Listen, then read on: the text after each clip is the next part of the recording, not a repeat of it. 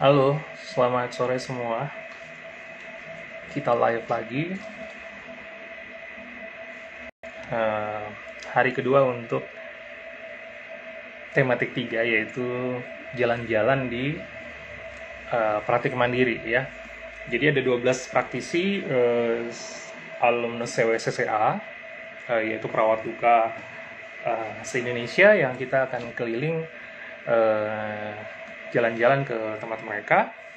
Kemarin kita sudah ke Malang waktu hari Sabtu, dan hari ini kita akan ke Bima.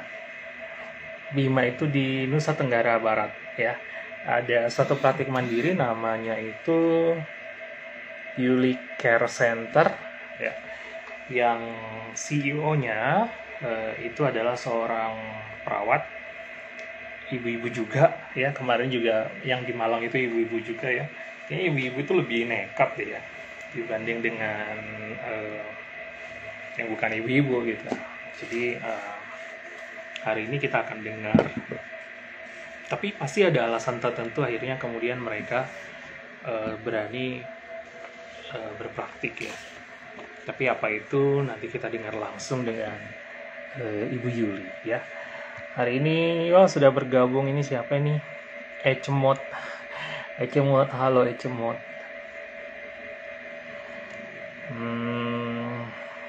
Saya coba cek dulu Bu Yuli udah di sini belum ya. Bu Yulinya belum hadir. Hai, welcome semua.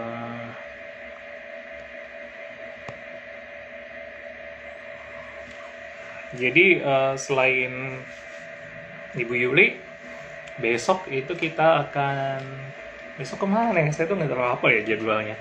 Saya coba cek dulu ya. Yang jelas kita akan ke Pulau Makassar, ke Pulau Sulawesi di Kota Makassar. Di sana juga ada praktik mandiri, Celebrity Care Center. Kemudian kita akan ke Kalimantan Selatan. Kalimantan Selatan itu saya belum tahu namanya apa, tapi yang punya itu ownernya adalah Bapak Herianur, juga praktisi perawatan luka. Kemudian kalau tidak salah ada schedule juga ke Madura, kalau tidak salah ya, ada schedule juga ke Madura. Itu H2C. Kemudian dari Madura terus kemudian kita kemana lagi ya? Kalimantan sudah, saya nggak tahu Sumatera siapa yang mewakili, tapi harusnya ada ya. Coba saya lihatin dulu jadwalnya.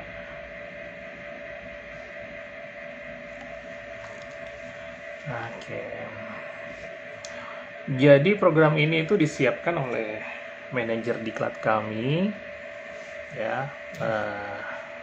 Bu Yuli udah datang tuh. Halo semua yang sudah gabung ya. Hari ini kita live jalan-jalan virtual ke praktik mandiri.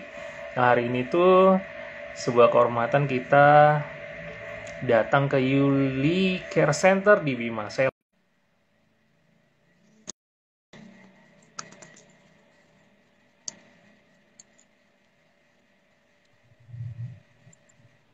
Assalamualaikum. Waalaikumsalam. Ade. Iya Pak. Alhamdulillah ketemu lagi. Alhamdulillah ketemu lagi walaupun secara virtual ya. Tapi senang-senang karena memang sudah lama nggak jumpa, sudah lama nggak lihat di udah. Iya. Benar-benar Pak. Kita mulai saja ya. Iya. Assalamualaikum warahmatullahi wabarakatuh. Bapak Ibu semua yang hadir. Hari ini live dua untuk yang ketiga ya, ingin ketiga kita. Memang sengaja topiknya itu adalah jalan-jalan virtual ke praktik mandiri se-Indonesia. Jadi pulau dan coba semua kehormatan juga buat kita semua. Nah, kita tuh diizinin nama CEO dari Yuli Care Center, untuk kemudian hadir ke tempat beliau. Karena kami itu 2 tahun lalu rasanya belum ada, ya, belum ada praktiknya belum ada karena beliau ini lagi fokus sama sekolah gitu ya. Dan alhamdulillah udah berani bikin, semakin yakin. Kalau kemarin tuh masih maju mundur ya.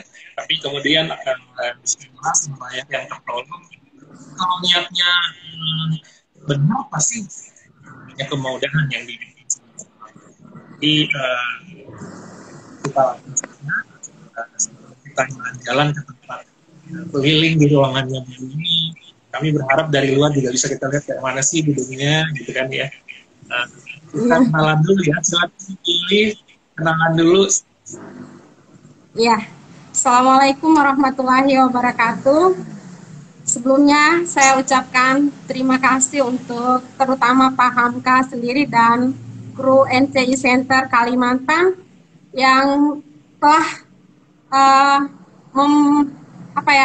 paling tidak ini adalah awal anugerah untuk YWC itu sendiri. Baik, untuk mempersingkat waktu, perkenalkan nama saya Yuliani Escape CWCCA. Nama praktek Yuli Wonker, lulusan CWCCA itu di Bima. CWCCA pertama di Bima diadakan tahun 2019.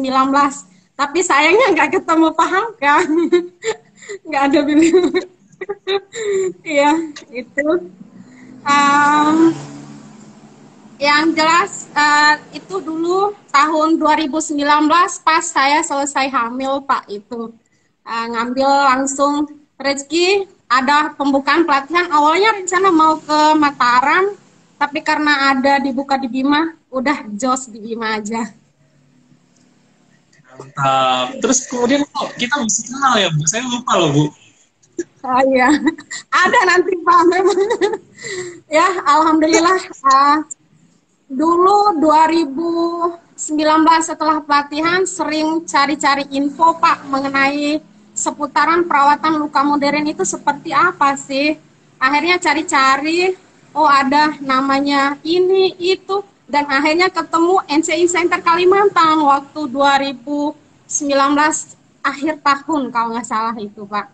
Itu yang pasti motivasinya banyak Pak. Motivasi ikut praktek mandiri mungkin yang pertama itu saya perawat di Bima itu cewek jarang punya keahlian seperti ini.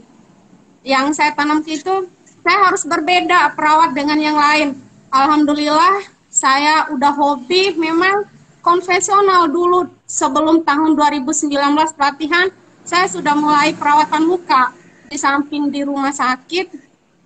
Sorenya ada waktu saya sharing untuk ngambil pasien rawat luka dengan konvensional itu. Nah selanjutnya motivasi itu adalah wow, kok perawatan luka modern ini kok ngetren sekali. Alatnya beda, semua cara perawatannya beda. Akhirnya langsung ngambil untuk pelatihan perawatan luka itu, Pak.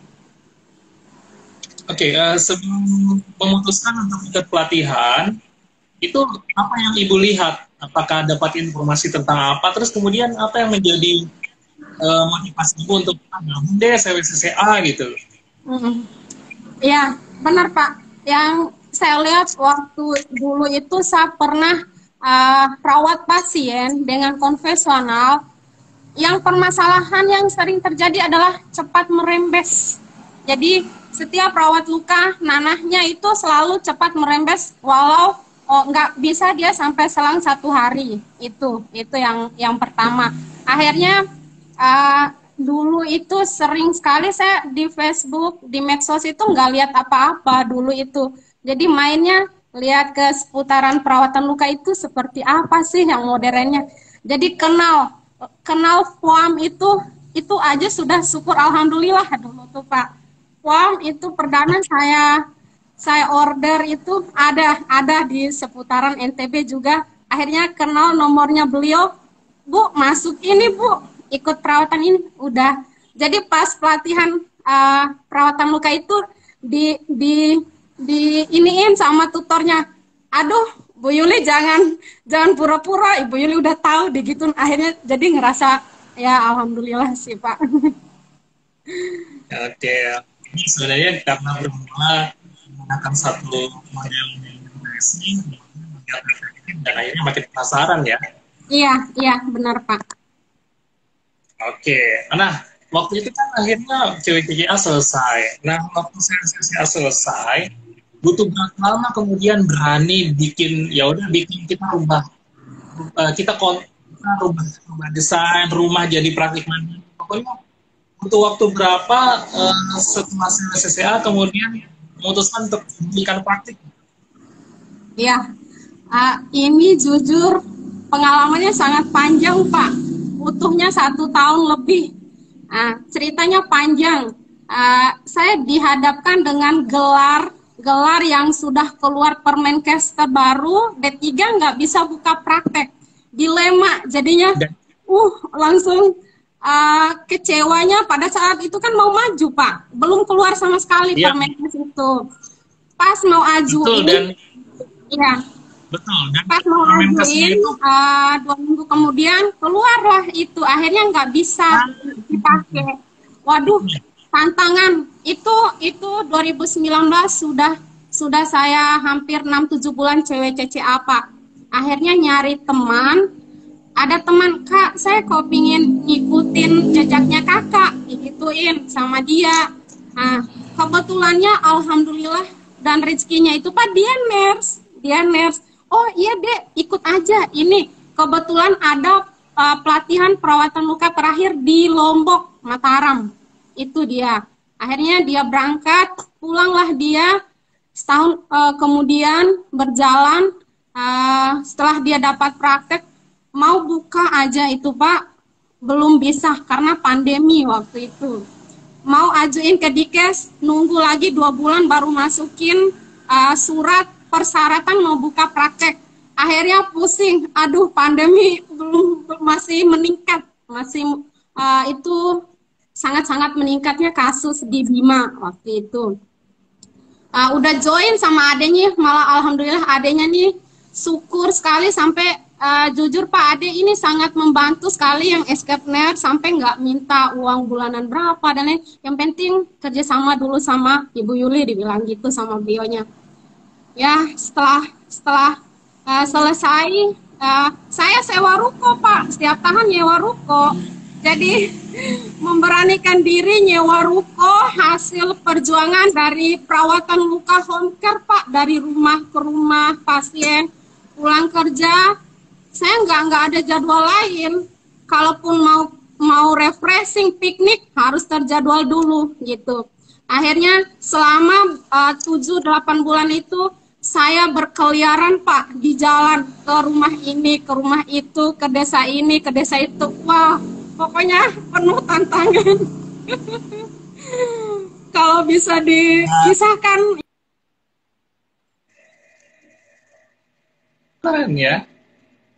Keren banget. Ya. Ya, sinyalnya. Oke. Keren banget. Kalau bisa diceritakan tadi. Endingnya itu udah langsung corona udah mulai nggak terlalu meningkat, menurun kasusnya. Alhamdulillah saya ajuin persyaratannya, Dikes saya masukin di Dikes hanya 1 minggu karena awalnya sudah pernah masukin cuma D3. Akhirnya saya ajuin S1 pun mereka masih belum bisa ACC loh Pak. Waktu dulu itu nggak mau mereka. Saya bilang ini hanya sebagai penanggung jawab. Alhasil saya disuruh telepon Ketua Hipgabi NTB. Saya telepon itu beliaunya. Sampai beliaunya bilang, Bu, nggak apa-apa Ibu. Nama Ibu D3, Ibu sebagai pelaksana. Yang praktek untuk pelangnya itu S1. Bilang aja ke Dikesnya seperti itu. Akhirnya kalau PPNI nggak masalah, sama. Yang bermasalahnya itu saya kerja di kota, PPNI kota, cuman ke kabupatennya yang agak susah itu Pak dulu. Yang jelas untuk praktek saya ini jujur Pak banyak sekali lika-likunya Pak. Mana lagi dengan uang dan lain-lain itu hasil dominan keringat sendiri. Ya, begitu sih sekilas cerita membuka praktek yang unik dan gak segampang yang kita kira, Pak. Iya, kita yang pada takut ke praktik ya. Itu ceritanya likan itu juga selesai dan selalu dengan solusi. Oke, kok bisa punya pikiran bahwa ya udah deh karena sudah ditentang sama Permenkes, peraturan Perpu tentang D3 tidak boleh melakukan praktik. Terus kenapa sampai ada ide untuk ya udah deh ambil nas untuk jadi staff, tapi kemudian SIPP-nya dipakai. Itu idenya dari mana gitu. Terus kemudian itu dulu deh ceritain. Iya, ide itu berawal saya pernah konsul ke Pak Taufik Isnanto selaku Gubernur Luka NTB juga, Pak. Saya konsul itu untuk praktek ini gimana ya Pak solusinya, karena saya D3 sudah nggak bisa, awalnya seperti itu. Akhirnya terus sama saya baca di itu Pak, kebetulan saya beli bukunya Pahamkah peluang manajemen praktek keperawatan mandiri itu juga Pak, baca di situ, lihat alur dan persyaratannya di situ. Setelah konsul dengan dua beliau ini, akhirnya beliau memutuskan, Bu, gini aja solusinya, Ibu pakai nama yang nurse, itu bisa kok. Dengan catatan, Ibu ini hanya sebagai staff, kayak gitu.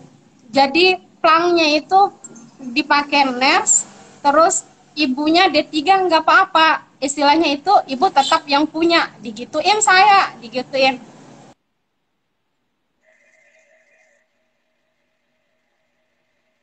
Nah, kita sedang menungguin. Udah nekat, udah fix, udah diterima, samakan persepsi dengan Dikes dan PPNI, alhamdulillah diterima, Pak. Oke, satu catatan yang kami belajar dari itu adalah sulitnya komunikasi dengan PPNI dan Dinas Kesehatan ya. Nah, ya. Diceritain step-stepnya tuh. Pelan-pelan Ibu kemana dulu pendekatannya, kemudian apakah sampai harus disuruh presentasi, kemudian boleh diceritain karena ini semua akan menjadi modal buat teman-teman yang belum praktik mandiri tapi punya hambatan. Iya. Awalnya itu berkisah setelah saya punya kekuatan dari dua beliau yang menyarankan bisa escape nurse itu, akhirnya saya ajuin ke PPNI ke PPNI kota bisa nerima. Oh iya, kalau kamu bukan yang punya atau di plang nama, persyaratan semuanya sudah saya lengkapin dulu Pak ya. Pertama itu saya menghadap ke PPNI karena saya bekerja di kota, akhirnya saya ke PPNI kota dulu. Setelah ke PPNI kota di ACC, setelah alhamdulillah orangnya care dan mendukung sekali untuk PPNI kota. Saya sangat-sangat benar-benar senang diterima dengan legowo itu Pak. Kemudian setelah dari PPNI kota lanjut ke PPNI kabupaten. Nah, PPNI kabupatennya ini yang agak susah sekali ketemu ketuanya itu Pak.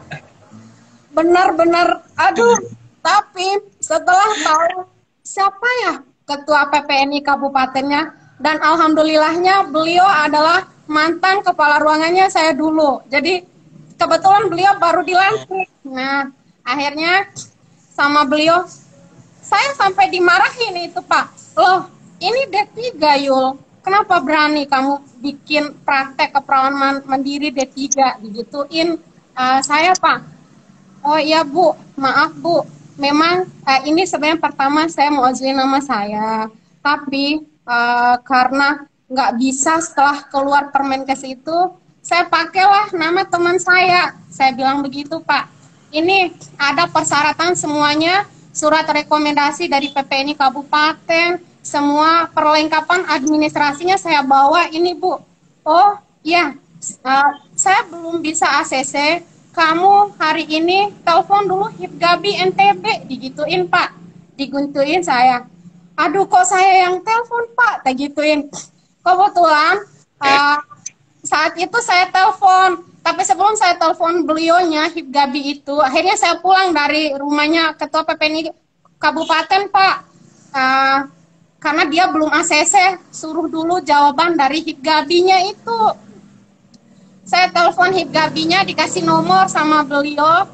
Nah, welcome orangnya. Tapi sebelumnya saya telepon dulu sama Pak Taufik Isnanto. Kebetulan dia katanya pernah anggota Hipgabi, kenal ini bapaknya. Akhirnya telepon, diangkat sama beliau. Ini saya mau ceritain. Setelah saya ceritain, oh Bu, itu nggak masalah. Bisa kok Ibu buka praktek, tapi dengan ijazah S1, escape nurse, digituin. Setelah menerima informasi dari beliau, akhirnya alhamdulillah pintu kedua sudah sukses, saya bilang gitu. Tinggal yang terakhir lagi dikes. Akhirnya udah Pak, udah selesai dari itu, kembali ngobrol sama Ketua PPNI Kota, dikeluarkan rekomendasi. Nggak segampang itu Pak, setengah bulan nunggu surat rekomendasi. Benar-benar buka prakteknya sedih sebenarnya. Karena banyak sekali, belum lagi rukonya itu Pak, nanti dah ruko. Setelah itu saya ke Dikes Kabupaten Pak, menghadap Dikes Kabupaten Corona 1 minggu, belum buka lagi. Lanjut minggu kedua, setelah itu buka, akhirnya, oh ya persyaratannya ini lagi, saya harus dihadapkan sama minta surat dari kantor desa itu tempat bikin praktek untuk izin, kayak gitu dibilang. Kemudian standarnya gimana gitu dilihat. Setelah administrasi terlihat sudah saya masukin, seminggu kemudian para orang-orang Dikes datang ke ruko, datang ke tempat praktek, visitasi. Ya alhamdulillah akhirnya oh ya sudah digituin. Mereka lihatnya wastafel Pak. Ada wastafel. Oh iya bagus, sama struktur. Yang kurang itu adalah struktur organisasi, dia bilang. Akhirnya bikin struktur organisasinya, ya ada. Setelah itu seminggu kemudian lagi baru keluar surat itu Pak. Akhirnya keluar SIPP dari Dikes. Belum selesai itu Pak, masih lanjut di dinas perizinan. Di dinas perizinan ngurus seminggu, setelah itu baru keluar ya.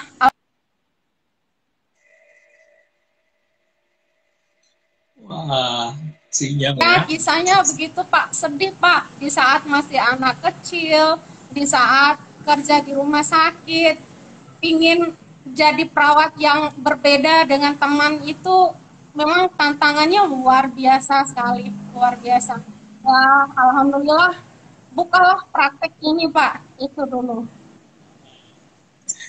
mantap ya, sebenarnya ya artinya memang perjuangan itu hampir sama ceritanya di seluruh Indonesia ya. Bahkan saya pun butuh waktu 9 tahun ya. Jadi ternyata sama tuh Bu. Kita perjuangannya juga sengitnya tuh di PPNI, di dinas kesehatan, perizinan gitu ya. Kayak kami di sini itu 9 tahun mencoba memberikan pemahaman sampai mendapat izin gitu 9 tahun gitu. Terus, kemudian PPNI sudah paham, dinas kesehatan butuh waktu 1 tahun lagi menyatukan presentasi sampai dengan presentasi di depan mereka. Kemudian mereka sudah deal semua. Dinas perizinan butuh waktu 6 bulan nanti keluarin. Jadi memang panjang gitu. Kayak lari maraton, nggak boleh lelah sebenarnya ya. Tapi pasti bisa gitu.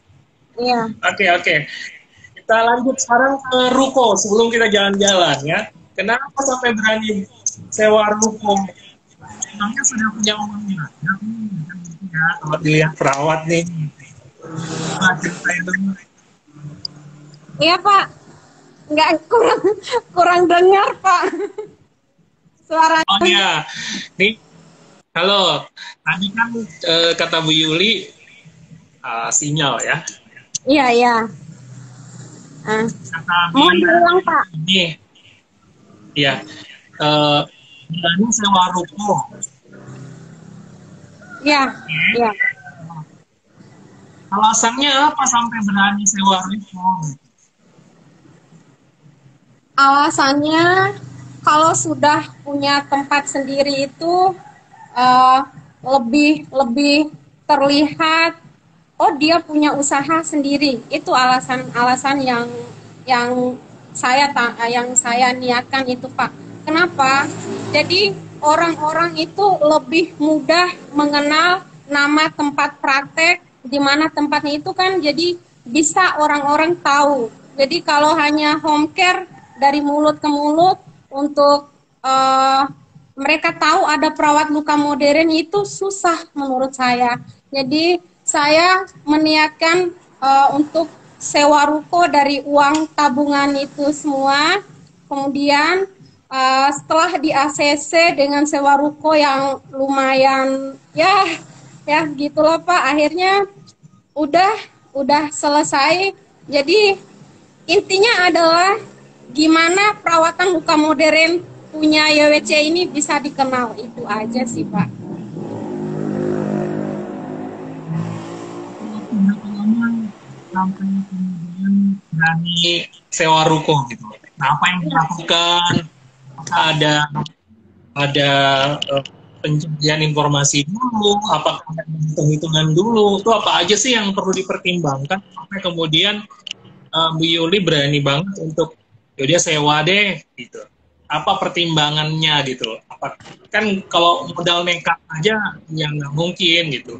Apakah sudah ada hitung-hitungan? Apakah sudah ada kemudian pencerahan apapun gitu? Pertimbangannya apa? Yang paling penting itu pertimbangannya adalah Pak, punya nama itu yang saya pikirkan. Jadi kalau kita sudah punya nama dan di Bima itu untuk praktek perawatan luka sendiri masih kurang Pak, masih yang buka waktu itu masih Pak Ikram. Akhirnya saya lihat di situ,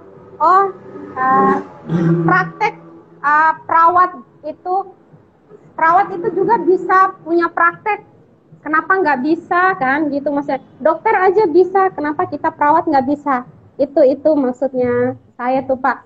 Jadi benar-benar niat yang panjang untuk memikirkan, karena biaya sewa ruko belum desain ini itu semuanya untuk ruko panjang untuk perjalanan itu. Yang paling penting adalah perawat itu bisa mempunyai praktek, itu aja kalau dari saya Pak. Oke, bisa kasih bocoran nggak? Di sana sewa ruko setahun tuh berapa? Ya, karena ini jalur utama, tapi memang masih sepi, jauh dari jangkauan Pak, masih sepi rumah kiri kanan untuk jalur utama tuh masih agak jauh. Alhamdulillah saya dapat sewa ruko 1 tahun ini 10 juta Pak, 10 juta 1 tahun. Oke, 10 juta ya, wah murah dong 10 juta. 10 juta tuh murah Bu. Alhamdulillah Pak, kebetulannya orang kenal, jadi Bu saya lagi merintis nih, bisa nggak saya dikasih harga, jangan dulu tinggi lah, seperti itu ya. Alhamdulillah ya, itu benar ya. Jadi pesan buat kita semua kalau baru memulai usaha itu memang harus buka koneksi dengan banyak orang.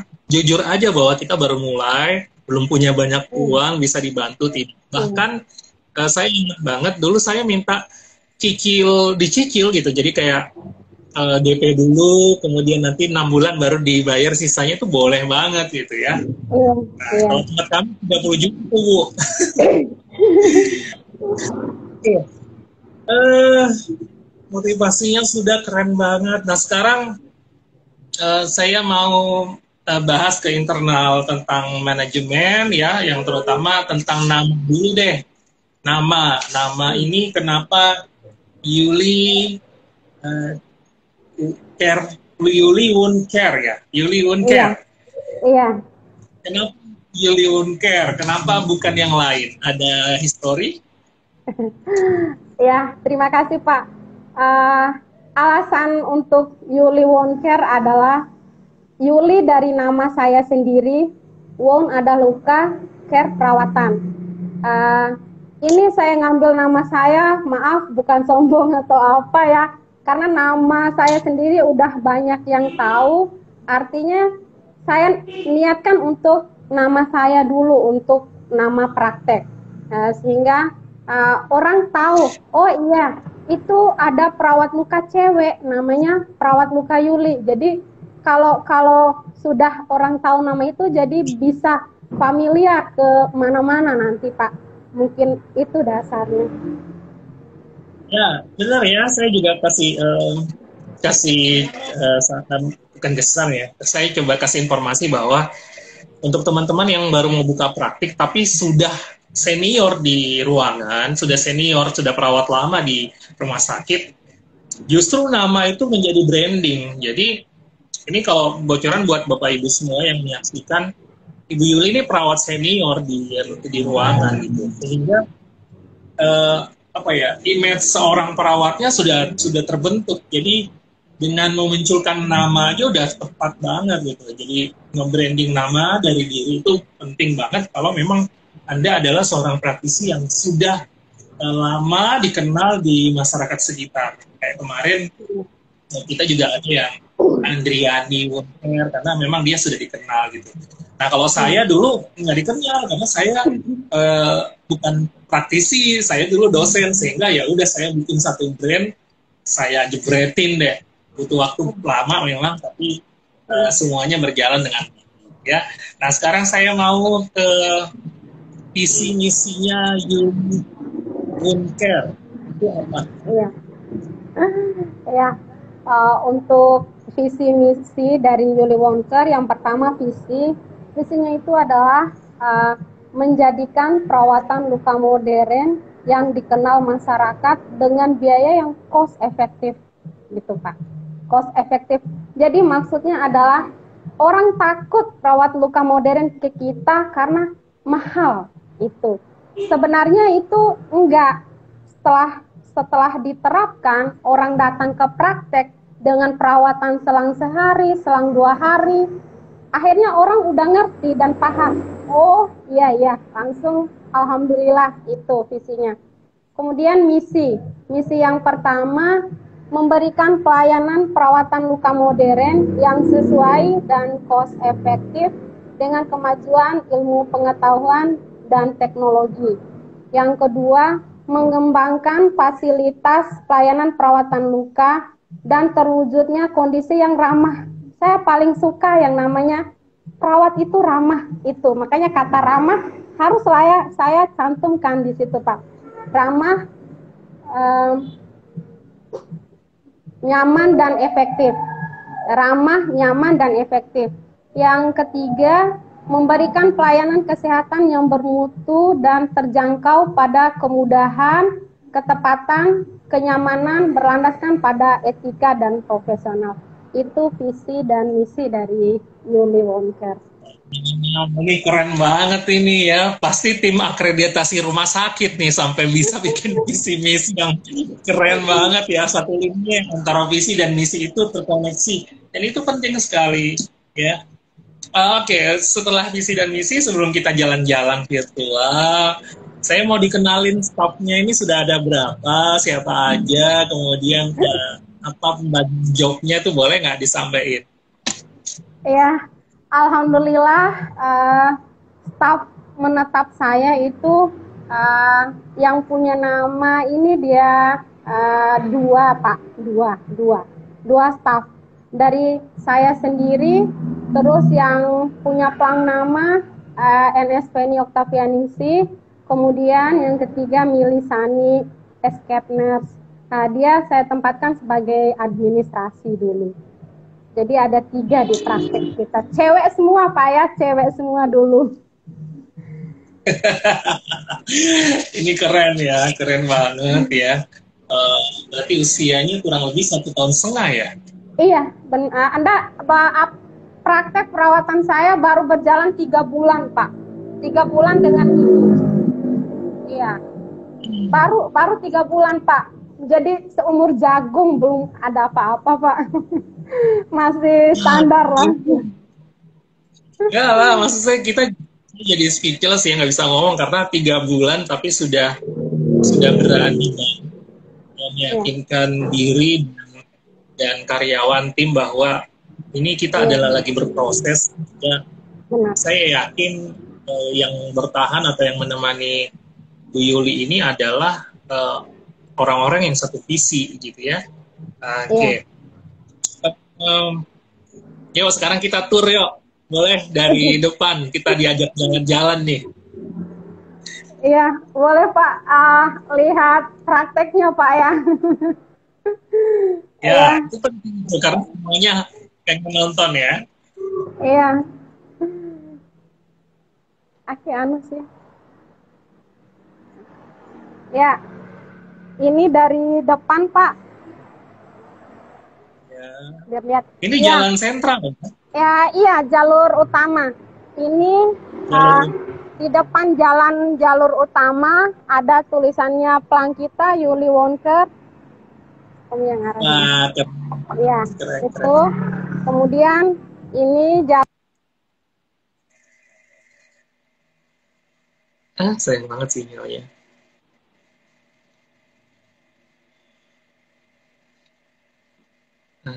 Sebentar ya teman-teman, sinyalnya lagi muter-muter. Kita baru banget untuk melihat tur Yuli Woncare di Bima, dan ini lagi ngeliatin plangnya gitu ya. Oh ini ada, iya. Ini ruko itu tadi jalur utama, kemudian masuk. Tempatnya nggak besar Pak, kecil aja. Ini kadang kita jualan sedikit-sedikit masker. Wah, ada epitel, mantap. Iya dong. Ya. Ini yang utama. ini ruangan kita punya struktur organisasi Pak. Oke, boleh lihat organisasinya ya. Ini syarat wajib ya, struktur organisasi ini syarat wajib yang ada di buku pedoman sendiri, benar. Ada apa lagi boleh? Ini kemudian ada ruang duduk kita terima pasien Pak. Oh ya Bu, boleh ini ya. Boleh ke plang struktur organisasi tadi, struktur organisasi saya mau lihat dulu. Ini struktur namanya organisasi belum dihapus Pak, namanya belum dihapus satu. Saya mau lihat logonya. Itu kan ada logo tuh. Iya. Logonya kenapa itu gitu? Simbolnya ada cerita nggak? Yuli Woncare Pak. Yuli Woncare. Kenapa warna kuning? Iya Pak, warna kesukaan dari Yuli Woncare Pak. Itu dia, kalau direkturnya Bu Yuli ya suka-suka direkturnya ya. Oke Bu, boleh Bu pindah lagi. Iya, itu. Ya. Kemudian ini ruangan tempat terima pasien dan lain-lain. Ini fotonya Pak, kita punya bingkai sertifikat. Jadi baru ini dulu Pak, karena baru 3 bulan. Apa nanti saya nambahin. Iya. Ini baru ada Pak etalasenya. Ini etalase kedua, ini tempat-tempat ada tensi, pengukuran suhu, kemudian ada oximetri di sini. Oke, lanjut. Ini sebenarnya 2. Aduh, etalasenya banyak banget ya. Keren. Lanjut dulu di sini. Apa? Obatnya. Nah, ini ada nih kebanggaan baru jadi member kemarin. Ada Epitel Cream. Laris, laris Pak, Itu laris ya. manis. Iya, itu. Benar. Jadi buat semuanya, kalau mau epitel buat satu kota Bima, satu NTB, NTT, itu semuanya ke Bu Yuli ya. Bali semuanya ke Bu Yuli. Amin, amin. Ini untuk jadi kalau pas dekat tindakan kita langsung ngambil obat di sini. Ini stok baru standar Pak, baru standar punya. Ini stok obat. Iya, ada. Oke. Kita orangnya pada suka transparan film di sini, Pak. Jadi karena saya dikenal perawat luka cewek, banyak yang mamai itu ataupun abses mamai dia ke saya. Jadi pakainya transparan film mereka. Mantap. Ini baru-baru standar, Pak. Jadi ini kita punya melolin, foam, itu aja, star aja ya. Adalah karena untuk biasa untuk kombinasi itu, Pak ya. Ya, lanjut. Ini ruangan bed kita baru satu, Pak. Di sini, ya, ini ada wastafel, nama angka cuci tangan, dan lain-lain. Kemudian saya baru bikin ini kemarin, Pak. Bikin ini. Baru bikin ini. Oke. Ini kemarin. Lanjut di atas. Ya. Kamar mandi ada. Edukasi, ini ruangan tindakan kita, Pak. Jadi, serba ada semua. Nah, ini. Jadi baru satu bed. Ya. Ada ini sterilisatornya. Saya punya terapi ozon yang masih standar, Pak. Ini dia. Udah bagus sekali itu. Iya. Dan itu yang pasti dia punya warna kuning ini, Pak. Warna kuning. Iya. Sampai celemek juga. Ada tulisan Yuli Wonker pastinya. Ya, tabung oksigen. Ya, di bawah. Ya, kemudian syarat. Iya, terus ini langsung dia kamar mandi. Perlu diperlihatkan Pak kamar mandi. Oh, bisa, apa-apa. Saya senang di sini nyewa rukonya, kamar mandinya bagus. Dia rapi. Bersih dia kamar mandi. Keren ya. Iya, kamar mandinya bersih. Pak. Iya. Ya, itulah seputar ruko yang saya sewa, Pak. Ruko yang masih standar. Ya, itu sebenarnya kalau bisa sampai ada timbangannya yang pasti ya. Kita timbang. Iya.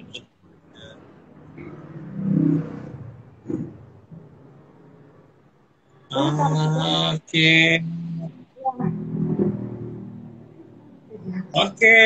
Wah, keren banget ya. Jadi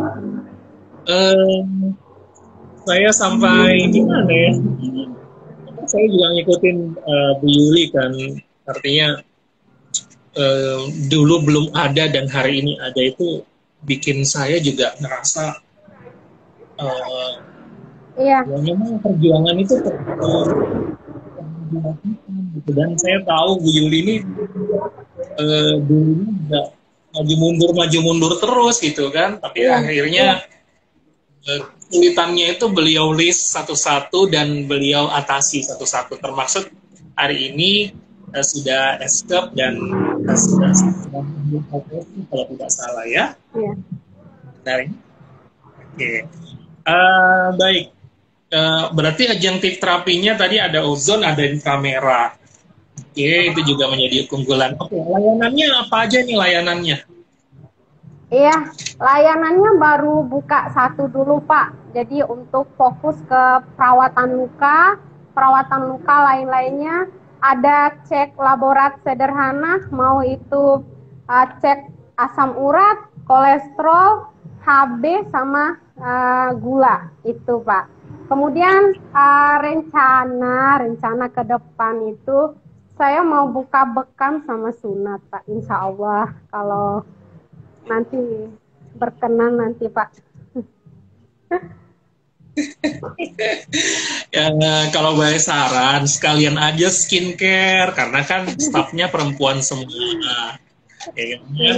Jadi satu di bekam, yang satu di sirkum, yang satu skincare. tempat lainnya gitu ya. Pelan-pelan saja ya, pelan-pelan saja.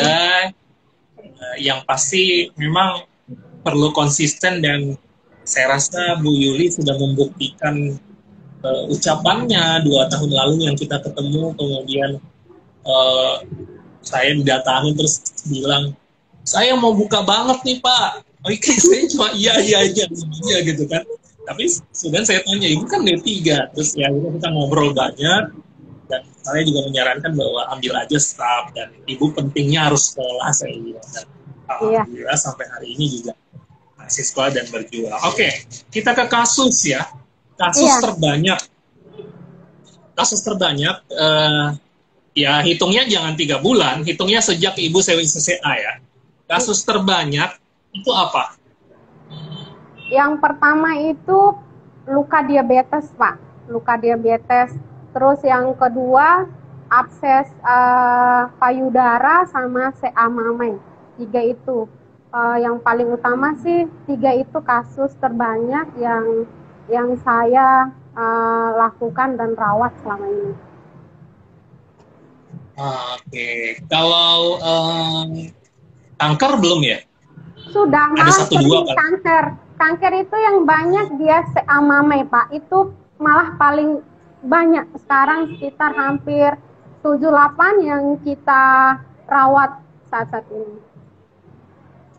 Banyak juga ya kejadiannya. Iya, banyak, Pak. Ya, nanti pelan-pelan coba diteliti kenapa itu dan di usia berapa terbentuk luka di kanker gitu ya. Karena prognosisnya tidak terlalu baik ya. Yang kita identifikasi dari kejadian usianya nanti. Oke, kalau sudah terlist belum jumlah pasien kira-kira dalam 1 tahun yang sudah dilewati dari 2019 sampai 2020, atau 1 tahun 2020 itu berapa kasus totalnya? Jujur Pak, karena dulu itu saya masih home care, belum gabungin. Kalau bisa dihitung, kadang rame ya, kadang sepi juga Pak. Sebulan itu kalau lagi ramenya dia kena 10 atau 12 saya rawat itu. Tapi itu saya nggak nganggap untuk perawatan luka yang orang-orang di kampung kecelakaan atau luka yang kurang sembuh, bisul. Itu banyak. Yang saya catat di sini adalah luka yang saya rawat khusus di luka kencing manis, gula, kemudian pernah abses mamai ataupun abses payudara itu Pak. Sama yang sering juga itu sekarang itu luka post-op sesar Pak itu. Jadi kalau misalnya perawatannya itu hanya one day care service kayak 1 kali, itu tidak didokumentasikan ya? Iya. Kadang kebanyakan banyak rawat keluarga teman yang perawat setelah mereka tahu udah bagus mau ke proses epitelisasi itu udah rawat dulu udah sama anaknya ini pasti bisa. Kadang kayak gitu, tapi foto terakhir di foto ya kayak gitu. Biasanya sering begitu Pak. Boleh. Kalau boleh kasih saran buat semuanya juga. Memang kalau kita menulis di rekam medik one day care itu, one day care service kayak kasus-kasus kecelakaan dan lain-lain itu memang akan memakan biaya untuk rekam medik karena lumayan tebal pengkajiannya. Jadi kalau kami di sini itu kita bikin 1 kertas tulisannya resume kasus. Jadi kasus-kasus one day care itu boleh ibu tulisnya dalam bentuk resume kasus saja. Nah, resume kasus itu isinya nomor rekam medik, identitas, kemudian hasil pengkajian asesmennya, intervensinya apa, swab, selesai. Sama 1 foto ditempel. Itu aja. Artinya biar tidak terlewat, ya kan? Biar tidak terlewat. Karena kan kalau di buku pedoman praktik perawat itu, kita itu punya kewajiban untuk membuat laporan ke ke Dinas Kesehatan nanti terkait kasus-kasus yang kita lola itu berapa banyak. Jadi sehingga kita bisa kita harus menuliskan jumlah kasus yang kita dapatkan itu melihatnya dari rekam medik. Nah, sayang banget kalau kasus-kasus kecelakaan tadi itu tidak tercover dengan tulisan gitu. Nah, sudah ada rekam mediknya belum? Atau mungkin buku rekam medik? Ada ya. Ada. Oke. Sudah. Yes, itu penting. Jadi sebelum merawat itu pastinya kita info konsen dulu sama pasien. Setelah itu ada buku khususnya. Oke, good. Kalau boleh ngintip nggak dokumentasinya gitu? Di depan kayak mana sih covernya? Gitu. Dokumentasi ruko Pak, atau dokumentasi status pasien. Oh iya, boleh Pak. Ini pegang.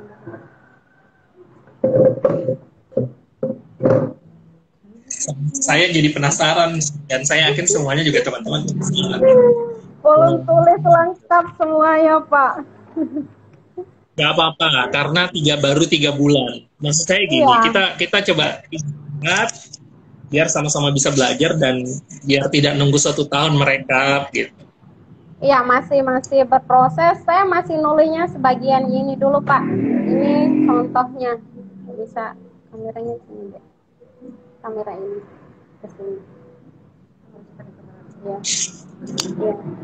Ini seperti Ibu Hadijah, tapi ini pasien seamame Pak, seamame. Cuman fotonya di kita ini, kemudian ada riwayat operasi, keterangan. Oke, good banget. Kalau nomor RM-nya ada nggak? Perawatan ini Nomor ada, kamen. dia kunjungan tanggal keberapa, ada semua ini. Nomor rekam medik ada nggak? Ini daftar kunjungannya, ini cuma kita belum tulis nama perawatnya. Ya nggak apa-apa. Wow, Nah keren itu banget. yang belum saya. Nah, Itu yang belum dimulai ya, Pak. Jadi dari awal ini kan dirubah total sama saya. nggak masalah. Jadi gini, tentang pendokumentasian itu wajib ya, asuhan keperawatan itu wajib. Tapi modelnya itu adalah haknya CEO-nya mau bikin model seperti apa, ya. Tidak harus sama seperti yang lain. Gitu. Namun, nah itu ada nomor registrasi. Itu yang saya maksud adalah nomor RM yang Ibu harus isi, ya. Itu nomor RM yang Ibu harus isi. Nah, bagaimana cara mengisinya? Banyak versi, Bu. Tapi di nomor registrasi itulah kita bisa melihat kasus kita sudah berapa banyak. Gitu. Ya, sebagai contoh nih, misalnya kita mau bikinnya gini, Bu. 001 ini bulan 10 ini. Ayo masuk. Oke. Nah, ini. Iya. Saya coba lihatkan. Ada tambahan ilmu nih. Nah. Ini semoga bisa terlihat ya. Aduh, nggak terlihat ya dah. Nggak terlihat Pak. Nah, ini. Jadi di sini ada nomor rekam medik. Jadi cara menulisnya itu adalah 0001 garis miring kode W berarti wound. Jadi pasien ini adalah pasien wound. Kemudian garis miring bulan angka Romawi. Misalnya dia masuk bulan 2 berarti bulan 2. Garis miring tahun. Sehingga kita tahu bahwa pasiennya itu yang dari hari ini sampai hari ini pasien kita itu ada di angka 735 yang untuk luka gitu. Nah, yang untuk stoma boleh 001 di garis miring S gitu, atau yang untuk home care HC itu boleh. Jadi nanti nggak loss gitu. Jadi memang perlu tadi. Jadi rekam medik ya.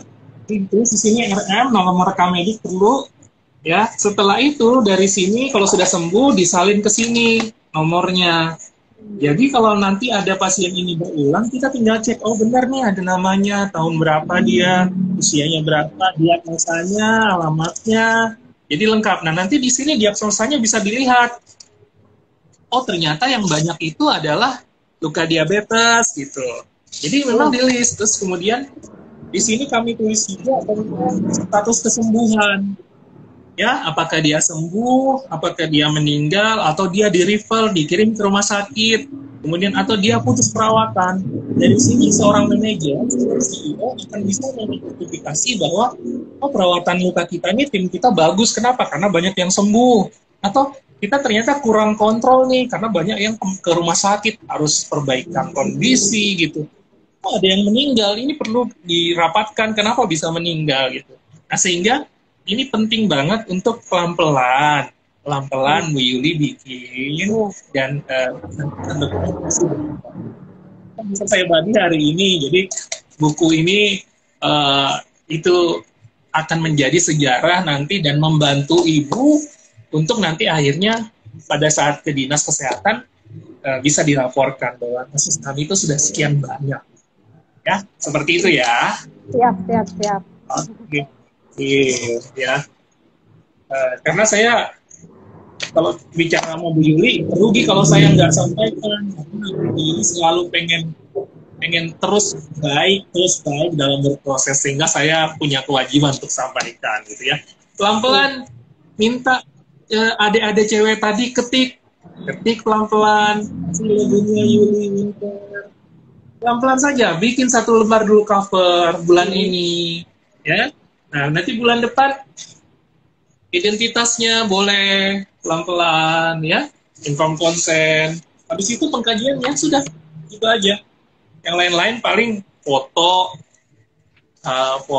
catatan perkembangan, kontrol seperti itu. Nah, yang isi-isinya itu versinya Bu Yuli aja nggak apa-apa, ya. Yang jelas nomor RM itu sangat penting. Di situ yang kita bisa melihat seberapa banyak. Seperti itu ya Bu, semoga berkenan nih. Nah, jadi nanti kalau saya main-main ke Bima, tinggal saya cari-cari lagi, ayo Bu, apalagi yang kita bisa bikin nih, biar Ibu makin mantap dalam berpraktik. Karena Ibu menjadi model.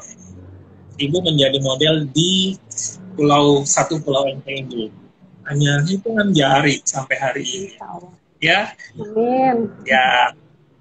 Yes. Jadi kisah dukanya tadi sudah disampaikan gitu ya. Saya mau ini dong, kisah yang menarik gitu ya. Kisah yang bikin semua orang akan, saya mau deh praktik mandiri gitu. Itu kira-kira apa yang Ibu mau sampaikan? Ada kisah nggak? Banyak Pak. Yang mendorong saya jadi benar-benar termotivasi buka praktek mandiri. Saya pernah punya satu kisah ngerawat pasien kampung sebelah saya. Itu dia ulkus diabeticum di pedis kaki dekstra, di sekitar pergelangan kaki, bolong. Lukanya itu nggak besar Pak, cuma dia bolong gini dia, sekitar 1 atau 2 cm kayak gitu, dia bolong. Nah akhirnya pasien itu selama 1 minggu dia menangis, meringis kesakitan. Kemudian ada keluarganya yang kenal saya. Alhasil ketemulah saya dengan beliau. Tapi pada saat itu karena pasien ini sangat cengeng sekali, susah untuk kooperatif. Dipegang sedikit lukanya sakit, dipegang sedikit teriak gitu Pak. Jadi gulanya juga nggak terkontrol, selalu naik. Alhasil pasien itu saya suruh bawa ke rumah sakit dulu, dirawat, pulang pun begitu Pak, masih dipegang sakit. Nah pada saat dia pulang sehari sebelum rawat, pasien ini dikira sudah sakaratul maut, karena memang pada saat malam itu dia meringis kesakitan sekali.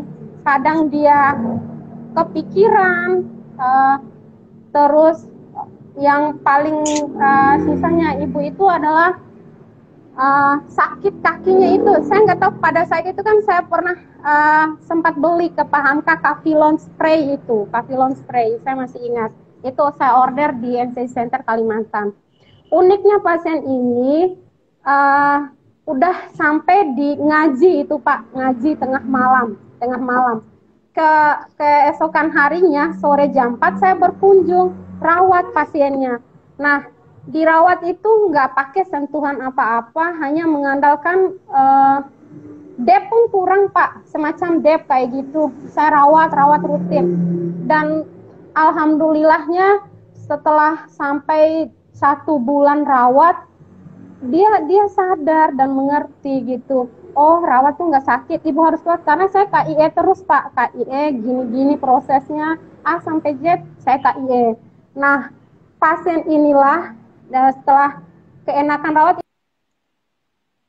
Pak, 2 bulan rawat, dari pasien inilah saya dikenal oleh kampung sebelah itu bahwa oh, luka gula itu sembuh ternyata. Karena masyarakat awam itu mikirnya kalau luka gula itu pasti kebanyakan meninggal, karena memang benar di kampungnya mereka itu hampir setiap yang punya luka gula selalu meninggal gitu.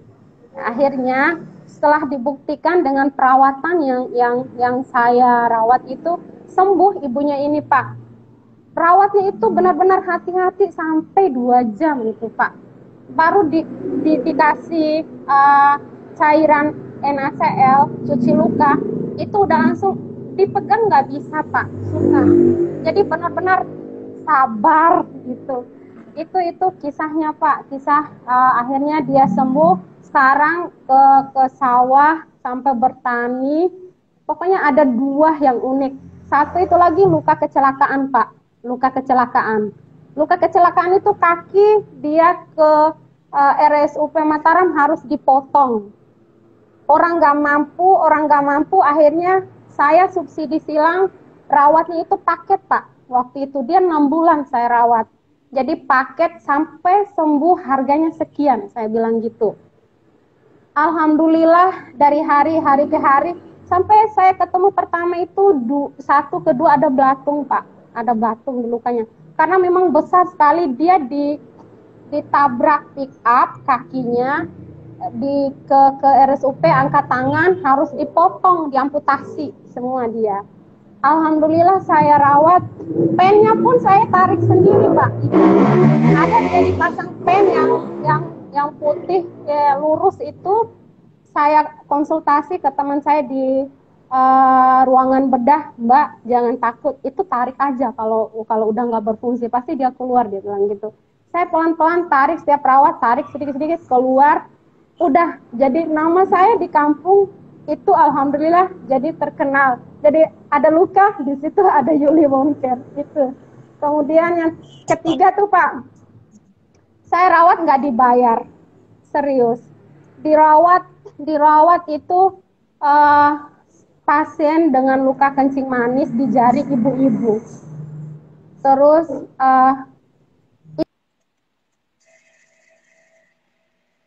nanti saya bayar lunasin, digituin saya. Nah, setelah selesai sembuh, 4 kali perawatan saya nggak dibayar belas Pak. Saya nggak minta, sampai sekarang udah saya ikhlaskan. Jadi dunia rawat luka itu nggak segampang yang kita kira. Bukan berarti kita rawat dapat uangnya, nggak gitu sebenarnya. Karena dunia rawat luka itu sebenarnya ibarat bersabar. Sabar itu yang lebih utama, sama emosional kita itu yang benar-benar harus kita jaga Pak. Itu unik dari masing-masing pasien itu Pak, unik. Jadi gimana kita bisa menguasai pasiennya, baru kita bisa enak rawat. Kalau prinsipnya saya seperti itu, prinsipnya saya. Mantap, keren banget ya, tuh ada yang kasih semangat tuh, mantap Bu katanya di komentar. Oke, ini terakhir ya, karena sebenarnya pengen banget masih cerita sama Bu Yuli, cuman memang karena keterbatasan waktu, saya mau tanya terakhir ke Ibu Yuli, kenapa sih harus ikut CWSSA? nyesal nggak sih ikut CWCCA gitu kemarin? Terus emangnya apa bedanya pelatihan CWCCA dengan yang lain, dan apakah iya karena ini semua karena CWCCA gitu? Boleh Bu, silakan. Iya Pak, kalau di sini jelas terlihat Pak, perbedaan CWCCA dengan perawat biasa beda sekali. Sangat beda jauh dan benar-benar sangat membantu kita pribadi untuk bergengsi deh, kita sudah punya sertifikat CWCCA nih. Kita sudah melakukan pelatihan step by step dari yang kita nggak kenal jadi kita tahu. Jujur aja Pak, dasar-dasar orang tahu itu hanya rawat, betadin, kasat, tutup, plester. Kalau sekarang beda, semua peralatan lain-lain kita punya.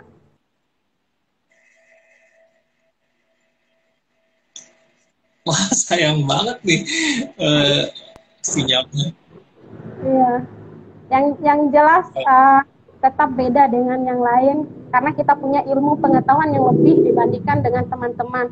Awalnya kita nggak tahu granulasi, epitelisasi, 3M dulu lah. Apa itu 3M? Itu. Jadi tahu semuanya. Benar. Berarti berkah ya? Alhamdulillah. Alhamdulillah berkah. Oke. Baik, terima kasih banyak Bu Yuli atas waktunya ya. Tapi sebelum saya pamit, saya mengingatkan sekali lagi buat teman-teman, Ibu Yuli ini adalah member dari Epitel Cream, ya, salah satu modern dressing yang kemudian based on evidence-nya banyak sekali lebih efektif dibanding modern dressing yang lainnya. Banyak sekali kasus, Anda bisa nonton semua di IG Live kami, dari Sabang sampai Merauke semuanya pamer kasus. Jadi kalau mau daerah Bima, NTB, NTT, Bali, Papua, Sulawesi, satu Indonesia, mau belanja, udah sama Bu Yuli aja belanjanya karena deket di sana dan jauh lebih efektif ya. Oke Bu, sebelum saya pamit, saya mau ngucapin terima kasih dulu buat teman-teman semuanya karena sudah hadir, dan Bu Yuli terima kasih banyak karena sudah Iya Pak. bersedia waktu dengan kami dan nggak bisa kasih apa. Semoga banyak keberkahan untuk Bu Yuli. Alhamdulillah. Kami Terima kasih Pak. Electronic Certified. Jadi NC Center mengucapkan terima kasih yang sebanyak-banyaknya kepada Ibu Yuliani, Sarjana Keperawatan CWCCA sebagai CEO Yuli Wound Care atas partisipasinya di NCE Virtual Visit Nursing Practice. Berarti ini bisa menambah untuk nanti dipajang di praktiknya ya. Iya, siap. Oke, kemudian kami mengingatkan bahwa jangan lupa untuk ikut CWCCA untuk di Samarinda 21 Oktober ya, jangan lupa. Untuk di Bima kemarin kalau nggak salah orang ini lagi dibicarakan dengan PPNI-nya. Doain ya Bu, biar bisa ke NTB, bisa main-main ke tempat Ibu lagi. Kemudian besok ya, kami mengundang lagi buat teman-teman semua, Ibu Mei semua, selamat datang. Ini besok jangan lupa besok kita akan pergi dari Bima kita ke Kalimantan Selatan. Kita akan melihat praktik mandiri dari Bapak Herianur, Sarjana Keperawatan Nurse, Magister Keperawatan, CWCCA, Certified Hipnoterapi, Certified Kitan juga. Wah, ini pasti seru nih ya di Banjarmasin besok jam 9. Jadi Bapak Ibu, terima kasih banyak atas waktunya hari ini. Kita belajar banyak dari Bu Yuli. Sampai jumpa besok di jam yang sama di live Instagram NCS Center, merawat dengan hati. Itu saja. Assalamualaikum warahmatullahi wabarakatuh. Terima kasih Bu Yuli. Iya Pak. Sehat-sehat Bu ya. Sama-sama. Salam buat tim. Assalamualaikum.